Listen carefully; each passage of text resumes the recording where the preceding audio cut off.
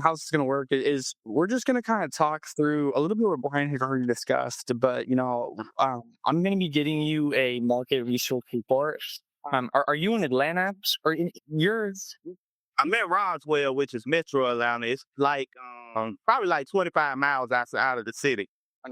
understood? Yeah. Okay, that sounds good. So I'll create it kind of for your area, the market research report. In addition, to that, I do want to kind of talk through some of the numbers. I'm sure Brian, spoke to you about the numbers, high level, but I do want to kind of get into the nitty gritty of it. So I'll make a copy. Um, all all left Georgia.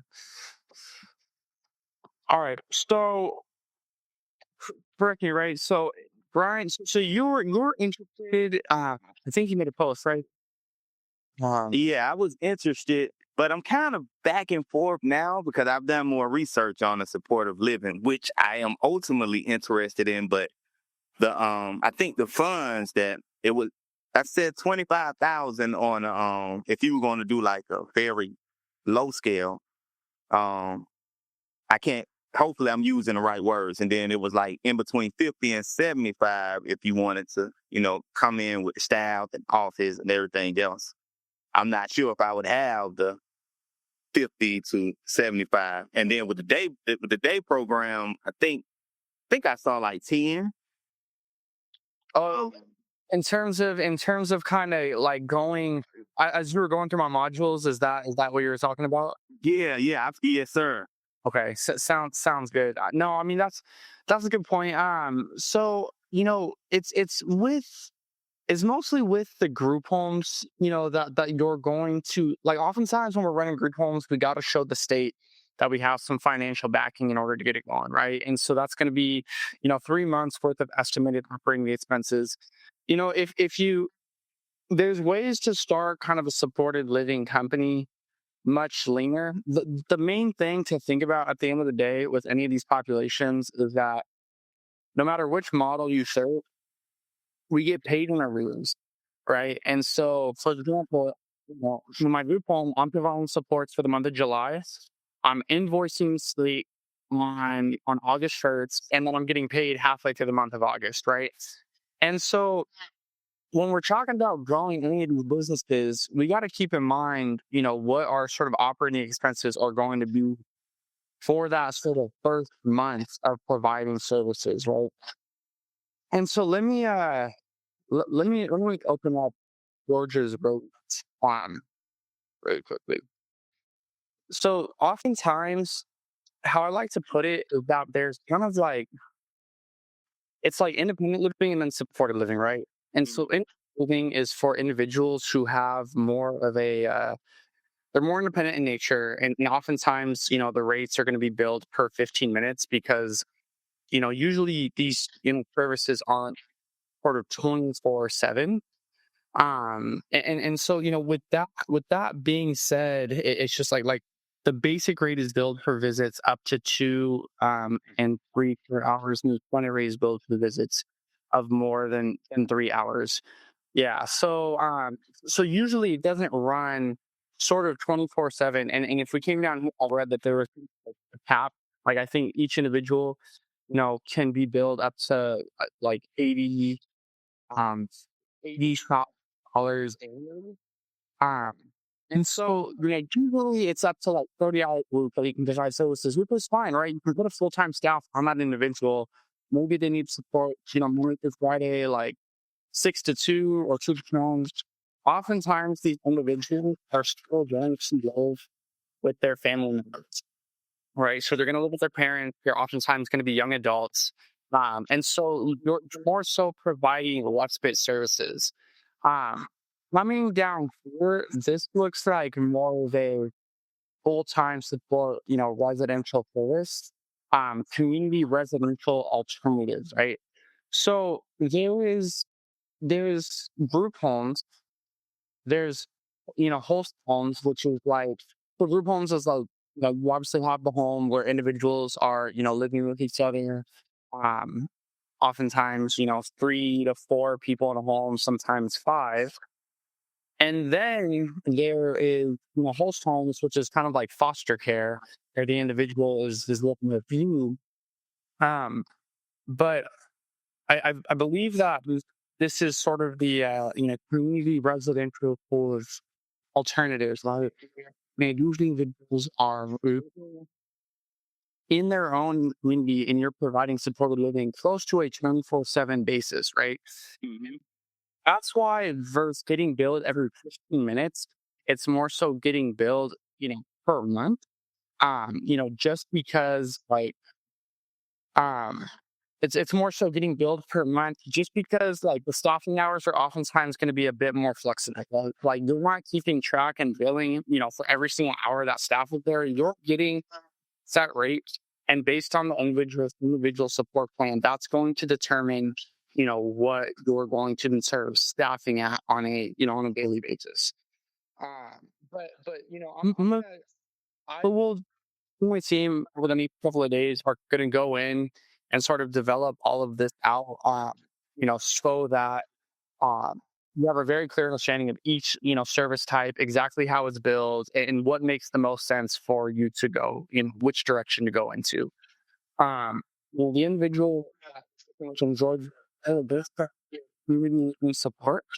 And so if we come down here at the bottom, uh, so community living support. So we'd serve individuals with the extended REIT, right? And so 9,000 units of one-to-one extended care. So $82,000 per year is the max amount of sort of services that you can provide.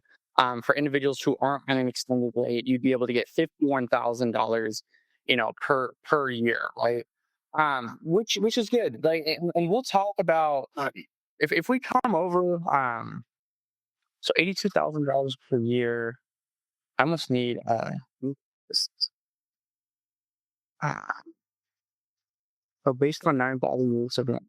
So 9,000 units and 15 increments is $20 a day. Got it. So it looks like so at 9,000 units, you're going to be providing about 6 hours, per day across the year. Um, so that's if you're servicing the individual, 6 hours a day every single day. However, it's really going to be depending on what the individual needs. And if you're getting confused at any point, just stop me. But I'll keep going and breaking it down. So oftentimes what it's going to look like is that maybe you're still an individual 4 hours a day, only 5 days a week, right? When family members are maybe out and about in the communities. Because understands or at work. Because understand that the individual that we serve, the reason why we're servicing them is because they don't live in a group home, right? They're still living with or providing respite services, to them and their family. And so, by targeting so what almost uh about 3 hours a day, 5 days a week. That's kind of how we'll run the numbers. And I think that's like to be fair, middle of the road, really maximum of the extended support. And so it's giving us of a reasonable amount to look at when we're building our financials. So with that said, if we come back to the waiver and then look at the rates. Okay, so coming at the top over here, so community living support, let's just do basic one to, right? Because oftentimes we're going to be servicing individuals who live at home who do not live with roommates. But sometimes in supported living, these folks live in their own apartment, they live in their own condos with roommates. And so that's why you'll see 1 to 2 or 1 to 3. And if they live with roommates, you're able to leverage one staff across 3 individuals simultaneously. That's why like these rates differ and they're a little bit lower. But I think it's safe to say that oftentimes, it's going to be services are going to be provided in a one-to-one type of setting, and so we'll build our financials off of that. And so, 2020 or and honestly, what I'm seeing nationwide is that the rates increased in 2025. It did so here in California, almost nationwide. It didn't. Year over year, oftentimes they do rate reform studies and increase the rates because minimum wages are going up, so on and so forth. But we'll build our numbers after whatever it is. So, 15 fair, we're receiving $9.28, per 15 minutes. And so if we do the math on that, 928 times, excuse me, $9.28 times 4 is $37 an hour. And so if we were servicing an individual, 8 hours a day, 5 days a week, for that's, times 8. So we're getting, $296 a day. And so let's kind of go over here and see how that looks, right? So How much did you say? so $37 an hour. Let's keep that in mind, right? So if we're servicing them, let's say 8 hours a day, 5 days a week, right? So 23 days out of the month. All right, that's what we're going to build our math on. So let's put it in there. So um let's change this to hourly rate, and it's going to be 37.12 an hour. And so what we need to do, for example, is 23 billable days out of the month times the number of times the tier level rate times the hourly low rate. All right. So what we've got right here is the rate times the number of individuals that we are serving times the number of days out of the month, which is 23, times 8 hours a day. Okay. And that's how we're going to get our monthly rate. All right. And so let's talk about our payroll. So what we're paying our staff times the number of residents that we're serving times 23 days out of the month times 8 hours a day. Awesome. So these are good numbers, right? These are really good numbers. So if we're looking at it right here, and so this might be more desirable that it's structured this way, in my opinion. And I know Brian gets psyched when talking about 24/7 clients and the opportunity with them, right? And as you scale, I think that's a good place to get to. But keep in mind, I started my business when I was young, dumb, and broke. And so I carry that perspective with me, forever. It's like I want to start a business as lean and green as possible, right? I am not under the philosophy of, going into large amounts of debt at the beginning in order to grow the business, right? Because, as a startup provider, I mean, at the end of the day, you want to see if this business is going to work for you. Like, hopefully this isn't the case, but maybe one day you'll wake up and it's just reality. You don't want to provide care, right? Like, you don't want to, be in this career field. And so why to copious amounts of debt that it's going to take you a year to recuperate in order to kind of get right? And so the fact that with this model, starting with community living supports, you're able to serve folks only 40 hours a week. It really, it's less of a financial burden in order to grow the company. Because if we start out servicing, let's say, 3 individuals, we are going to have to go into debt, $8,000 within the first month. That money's going to come right back, but that's better than having to go into $25,000 in the first month. While yes, that money's going to come back, it's like for a lot of people, for a startup business where there's not going to be a whole lot of lenders who are going to lend on a startup like that, it's going to be difficult, right? It's going to be difficult in order to do that. And so, in looking at the financials right here, you're getting paid $37 an hour but your labor in Georgia is only going to cost you $15 an hour, right? And so they kind of break it down a little bit further, which is nice. So that's support coordination, intensive support coordination, community living support. So the direct support professional hourly wage in Georgia is $16 an hour, right? The hourly wage is $16.70 an hour. But we're getting paid. Uh, we are getting paid $37 an hour, right? And so the rest of that is profit. And we're gonna have some administrative overhead expenses, which I'm gonna talk about on the left hand side of the screen. But right here, looking at this alone, it's your profit is going to be about you're going to run at about 50% profit margins is what it's looking like right now, which is awesome for any business. That's awesome. My group home doesn't operate anywhere near with a 50% profit margin, right? You know, like I mean, in this business, I don't have a whole lot of staff for assisted living facility lounge. I'll still operate at less than a 50% profit margin, and so it's a really exciting business opportunity. And so, just starting out, it's very feasible and attainable to get 3 residents, right? Like that's not a problem. And so just thinking about, if you're a startup, let's run these numbers at 3 residents. Okay. So at 3 residents, you're gonna make in revenue $20,000, $20,500 a month in revenue. And so if we start talking about our expenses, starting out, I think that your first hire should be a bookkeeper so that, we're building your business on strong foundations and principles. And so that's going to cost you in getting everything set up, your chart of accounts, your QuickBooks, your payroll systems. It's going to cost you, let's say $400 a month starting out.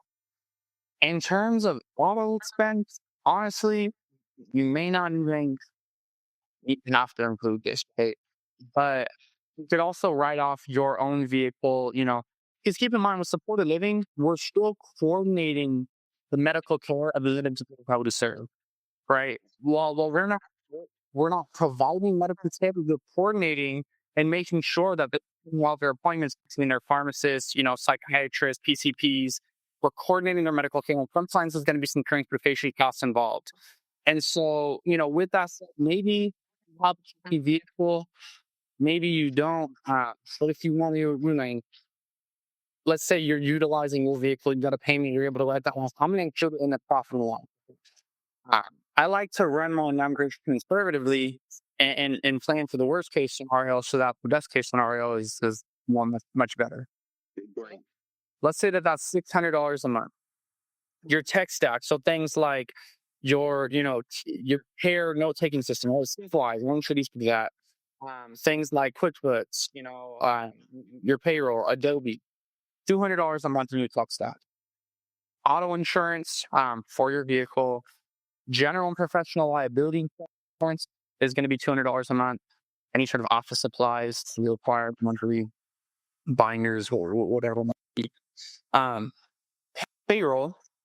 All right, so payroll's 132 because it's again we did that calculation over here. Your payroll's 8,832. Payroll taxes and expenses 7.5% of payroll, $662. Permits and licenses, okay, that's $100 a month. Repairs, maintenance, and materials, $100 a month. Workers' comp insurance, 3% of payroll, $264 a month. And so, there's not much expenses outside of that, right? You don't have rent, you don't have utilities, you're not paying for these people's food. And so, that's really that's what it looks like. And so, keep in mind, a lot of these expenses are fixed.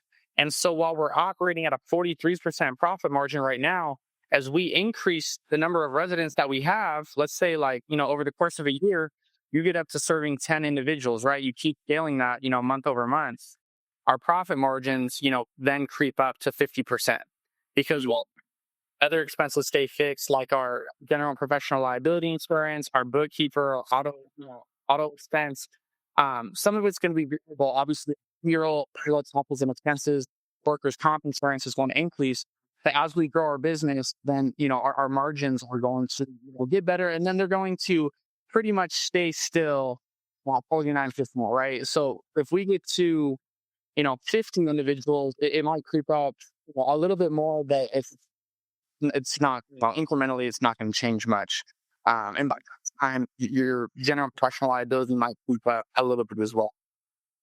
So if we're thinking about, like, at the very start, just intaking 3 individuals, what that looks like is, $9,000 a month in profit. And, only, like, having, let's say, well, because you only really need one employee per one individual, because, you're giving them 40-hour work week. If it was a 24/7 client, for example, you would need to have probably 3 to 5 individuals per one person, because you got, 3 people working full time, a couple of people working part on the weekend.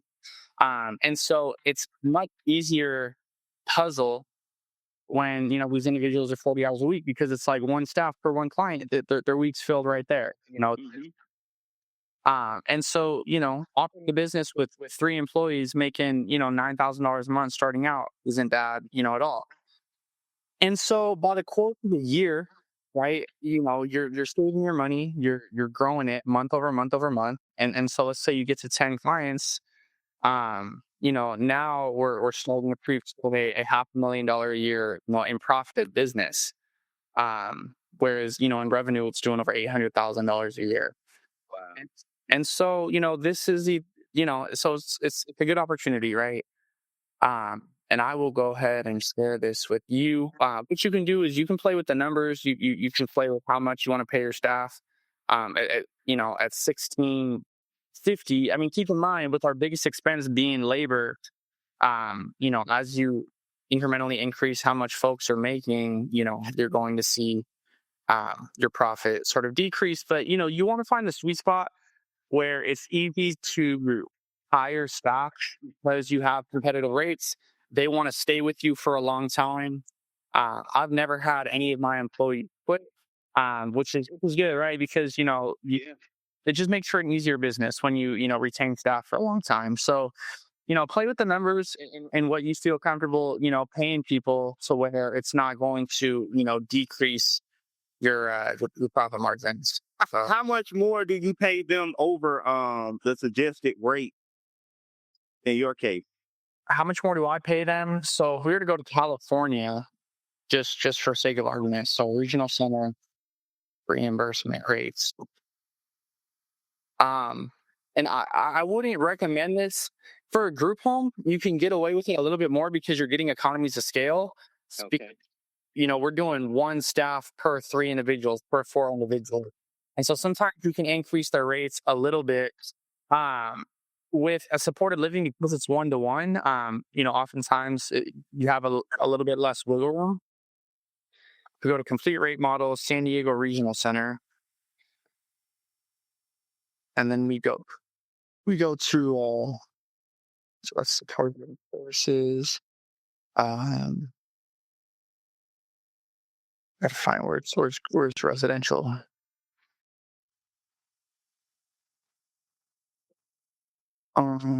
So residential, okay, page 58.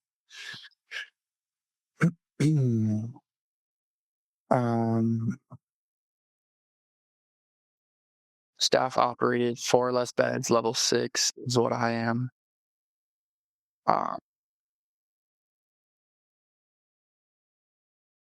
So 4 or less beds, level 6, right? And so they're saying, the hourly rate is $19.56. Honestly, from what I see, that's usually, like, folks usually paid less. I paid folks $20 an hour. So I paid folks about $3 above what the, average rate is. I could very well get away with paying folks this much, but keep in mind why I pay a little bit more is because I serve a very high level of experience, right? In California, we're the highest tier level that you can serve, right? Is the level 6 person within a group home style setting. And so I serve folks who got a whole lot of behaviors, and with that being said, um, I like to pay my folks a little bit more because, they could also make $19 an hour working in a level two home and not deal with, half the stuff that they deal with in my home. In your instance, the folks that you're serving, if we come back to the rate models for Georgia over here, and we come back to the top, there's really no sort of there's no tiers, right? In terms of like in a group home, the tiers, level from levels to 7, levels 3 to 4, and so you're getting paid just will be a choopy level of that individual. For you, it's going to be a pretty straight shot for the kind of folks that you're serving. The folks aren't going to have a whole lot of behaviors. It's not going to like really be difficult in that sort of instance. And so you could get away with paying folk pretty close to that standard rate. Okay. Yeah, so let me go ahead and share you to this profit and loss. Uh,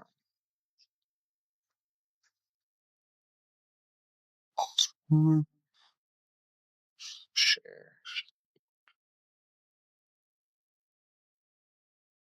All right, so you got this. Now what I want to do is I want to talk about um community-based rate programs. Because you're interested in that as well. And let's talk about kind of the opportunity at hand for that. So I'm gonna come over here and I'm going to save this as new. So make a copy, all to Daniels. And then let's say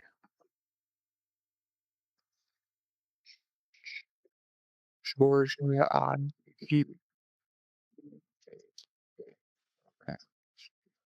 Now, in the South, right, in Georgia, does it snow over a whole lot?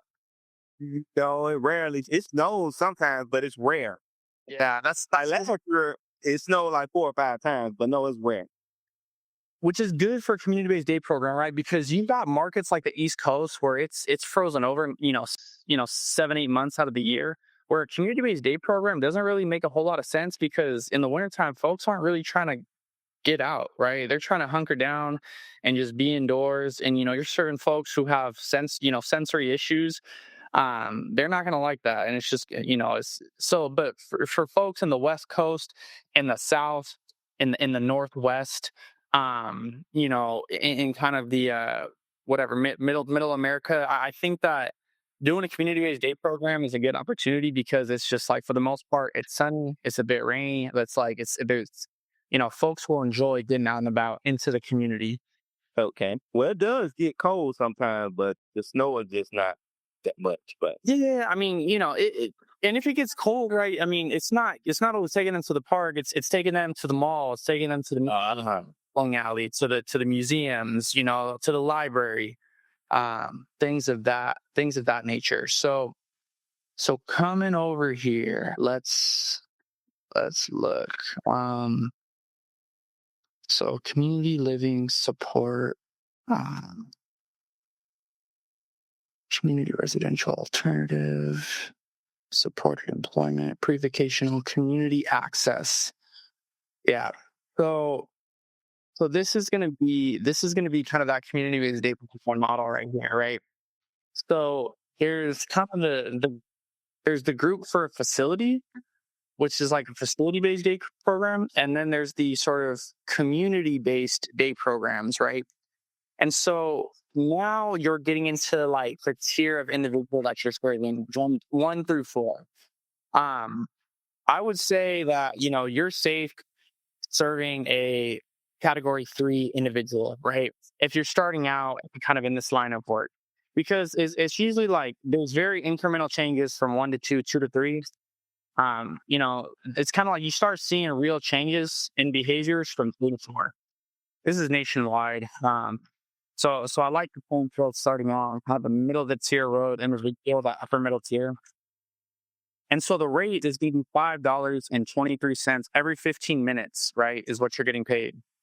And so 523 times 4 is $20.92 an hour that you're making, okay, per individual. So let's come back to the profit and loss and talk about this. This is Virginia. These are Virginia's rates. Virginia has some pretty insane rates. 20.90, but understand Georgia's is a bit cheaper. So 20.92 is going to be the hourly rate per individual. And so let's look back at the waiver and see community access. Community access. So 1,500 hours per year to accommodate 250 days of annual attendance. Let me run this math really quickly so that we understand how many hours a day, usually Monday through Friday, we are providing services for. So to accommodate, okay, the daily hours on a Monday through Friday would be 6 hours a day, Monday through Friday. Yeah, so that's pretty standard. That's extremely standard, and that's how I have this formula already kind of built out. So monthly rates. So again, folks are making $16.50 an hour. Another great business model. This business model has better margins than a supported living programs, and you're going to see that right now. So monthly rate, 23 billable monthly days times the number of residents that you're servicing times the tier level rate times 6 hours a day, right? So the tier level rate is 20.92 times 23 days of the month times 6 hours a day. 6 hours a day times 23 days of the month. So, okay. And then times 6. Got it. So how I have this formula calculated, oftentimes I think a good rule of thumb as we just come starting out is to do a 1-to-3 staffing ratio. So for every 3 individuals that you have, we'll have 1 staff. And so now looking at this, if we look at these two models, right? So Altawan Daniels supported living. So let's go back to 3 and kind of see what that looks like, right? So servicing 3 individuals in a supported living type of setting, it's going to be, you're going to make $20,000 a month in revenue, $8,000 a month in expenses, which is going to leave you at a $9,000 a month profit. Now servicing somebody, for example, in a community-based day program, same 3 individuals, we're now making $8,660 an hour. Sorry, a month. And then your monthly payroll is going to be around $2,277. Keeping you at a profit. Starting out of $3,662. And so it's with this model that we need to, like, you're going to have to service more individuals in order to kind of like recoup that money. And so it's like, once we start serving 6 individuals, this is kind of where we're going to see that start playing out. And so you can see that with a little bit of scale, and keep in mind, we're talking numbers of 3 and 6 folks. You've got companies like the Arc. You've got companies like Easter Seals. Easter Seals, Southern California location alone does like about $432 million a year in revenue. Wow. Clients.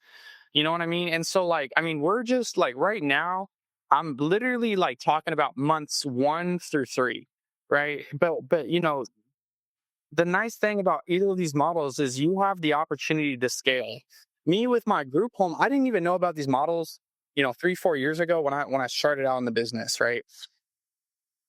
I only knew about group homes. And so if I want to scale my group home and I want to go for more residents, I need another home. So the investments that I had to, put into scaling is ridiculous, right? Whereas you intake another client, you bring on another staff.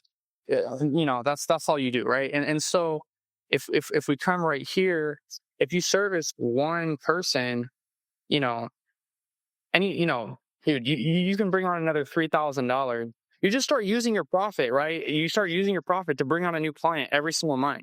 And by the end of the year, if you just do that every single month, then you could start, you could have 12 clients by the end of the year. And 12 clients, if you're bringing in $40,000 a month in profit, and your labor, intake, you know, if you're bringing in $41,000 on your profit, and your monthly payroll is $35,000 a month, you $29,000 a month. At that point, you can start bringing in 10 clients a month, right? I mean, you could really grow that thing just by bootstrapping it once you hit that scale, and that could really compound. It's assuming the needs there, so on and so forth. Like, some individuals are going to need less hours, some individuals are going to need more hours. But I'm just kind of just shooting at the hip sort of numbers right now. But just start keeping that in mind, right? Like, there's pretty very like lower middle of the tier companies in San Diego who are servicing 50 clients, um, with similar profit margins, because it's like the rate in San Diego is $40 an hour, but we're paying our staff $19 an hour. So similar margins, they're doing $2 million a year, while for that many clients. So yeah, man. So coming back over here, understand that initially to hit the same sort of profit margins, you kind of have to be at double with the day program. Understand that with the day program, it's less liability, and it's less risk, because with a day program, you're still going to have families, you're still going to have case managers who are on top of you, making sure that these individuals are getting the support coordination that they need, that they're attending all of their doctor's appointments. You're having to keep all of that on your calendars. You're having to schedule all of that. You probably will have to have an administrator, or your staff who are taking on some of that. You're taking notes on, taking notes on that. You're providing updates to their case managers.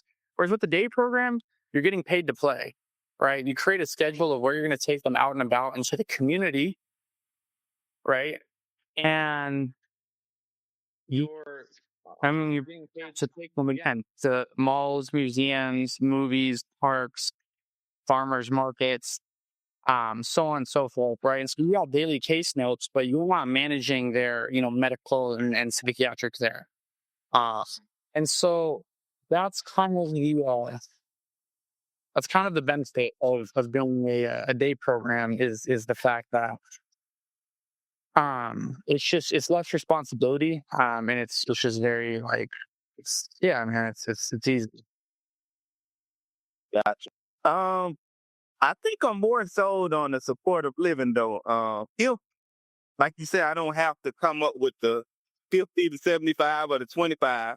I think you made a good point about, having enough, because you bill at the beginning of the month and then you're paid in the middle, right? So I guess if you have enough to hold over into that point, you will be fine month one, correct? Yep. Yep. Absolutely. Okay. Yeah, that's the reason. The reason why I say that, because in my case, like, I don't want to.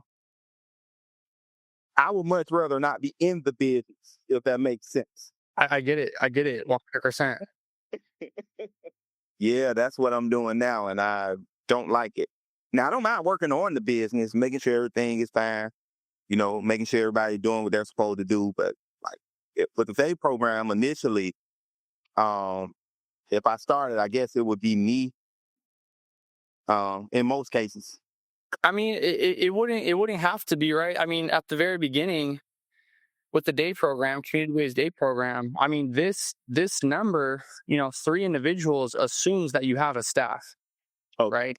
And in that first month, I mean, you got one staff, servicing 3 folks. And usually how I recommend to do it is that you start building a wait list. So you start building a wait list for another 3 folks. And then once you hit 3, you intake that staff. So you're getting full economies of scale. Because if you have 4 clients, you're now going to need 2 staff and your payroll is going to increase. But look at how your profit margins barely did anything, at 4 clients. But that's why I recommend, wait to bring on another 3, because your payroll is then not going to change from 4 to 6, but your profit's going to drastically increase. And so with either model, we're going to build this thing so that you are not in the business, right? Well, there's a lot of folks who want to be in the business, but we're coming from a different industry, and at the end of the day, I think there's folks who are better suited to even operate this than, for example, you all, right? And I feel the same way for myself. That's why I have an administrator. Mhm. I think that we also should be thinking about, given on what you said, I think it would be a strong idea to talk about finding your administrator, finding your executive director, finding a program manager who can really run the business, be the liaison between the state licensing officials, who can be doing a lot of business development, who can be setting schedules, managing your staff, doing the care coordination of your resident, talking to the case manager. I think we should start having that conversation. And then things that you're going to focus on is just, final approval for hiring, firing, approving payroll, looking at your financials, working with the bookkeeper, that sort of stuff. Um, yeah. Okay. Um, I don't. Is there a number that I need to try to have like financially upfront, or would you all have to do more research for me to know if I want to? It's not a if. I definitely want to run it the way that you just said. So, let's let's talk about this for a second, right? Is that you know, in starting out, wh- let's what's what's the minimum salary? Georgia. Okay, I mean, I guess it's because in California, it's like the minimum wage is however much an hour, 17.50, but the minimum salary that somebody can make is like $68,000 a year. So those are two different numbers. But maybe it's just paying them full time, 40 hours a week, 52 weeks a year. I would say that paying some like probably $25 an hour to to run this thing, and maybe a little bit less, 22, 23 dollars an hour to come and be the manager, um, is going to be sufficient, right? And so, I mean, that's going to be so if we're doing 25 times, 2080, $52,000 a year salary, which is honestly, like, I mean, in my mind, that's very cheap. But I live in California, so I'm paying somebody $75,000 a year. But in Georgia, that's probably decent. 25, if you give you minimum wages, like 7.25, given that, these direct care folks are 16, somebody making $25 an hour, you know, and that person, keep in mind, like at the beginning, I think that they should be, you got to keep this, you got to keep in mind, because given that you're not like a nurse, healthcare professional background, Mhm. when we're submitting our application to the state, we've got to appoint somebody with experience. Like that's going to be a state requirement. And so, like for you, it's probably going to be, mandated that we bring somebody on and like leverage their experience that we're submitting to the state. And we're just thinking about building our business away from the state. And at the beginning, they're working dual roles, right? They're going to be, working with the clients a couple hours a week. They're not just going to, there's not going to be 40 hours worth of administrative work a week, but, we're also, you can create clauses, right? Like we can, hire somebody who's going to be a direct fair. People will do this. And then it's like, hey, at a certain threshold, you will be appointed and you will be managing a team underneath you. And that threshold could be, 5 individuals served, right? Like for a program, it could be the first 9 individuals.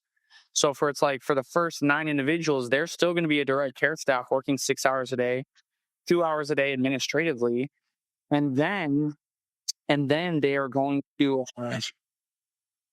they're going to transition into a manager role, once they surpass 9 residents to 12 residents, and they're just going to be focused on business development. But on top of doing their administrative work, they should be now reaching out to case managers every single day. They should be reaching out to transition programs within high schools. They should be reaching out to group homes to see, who's living there to be in the day program. So I think that's how you really leverage your administrator while paying them a little bit more.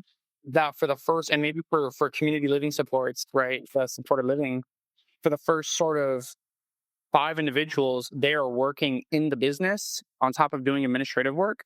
And then on top of 5 individuals, they're doing administrative work, but they're strictly focused on business development for the next 10 to 15 individuals that you bring on.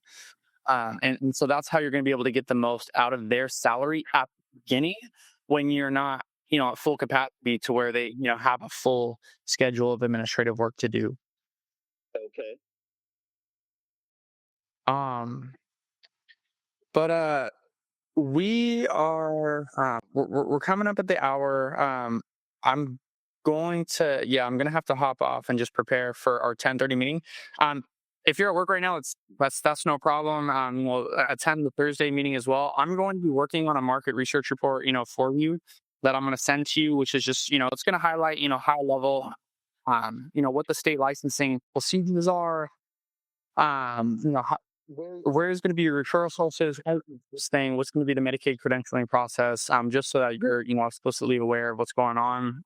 My team's going to kind of create this for you, where, we're going to start, intaking everything that we need from you, marking the status on it. And so we'll be coordinating with you on a weekly basis. Do plan those meetings at least once a week, because that's going to be where a lot of accountability is held. And I think the folks who are successful and who get licensing submitted quickly are the folks who attend on a weekly basis.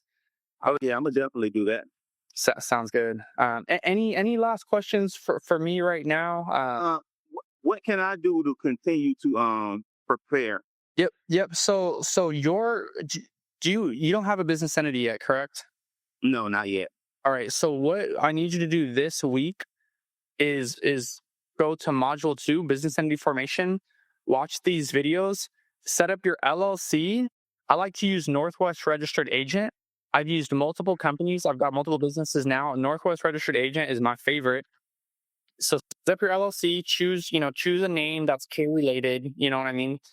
Get your EIN and set up your business bank account. And if you have any questions at any point, ask them in the group coaching calls. You can also come to me, 24 hours a day. I monitor this. I'll respond to this. You can ask me questions in here. You can also ask them in the community, which I highly encourage, because you will it gives everybody context into what you're going through at the time. It'll help new providers as they sort of get intake in. So yeah.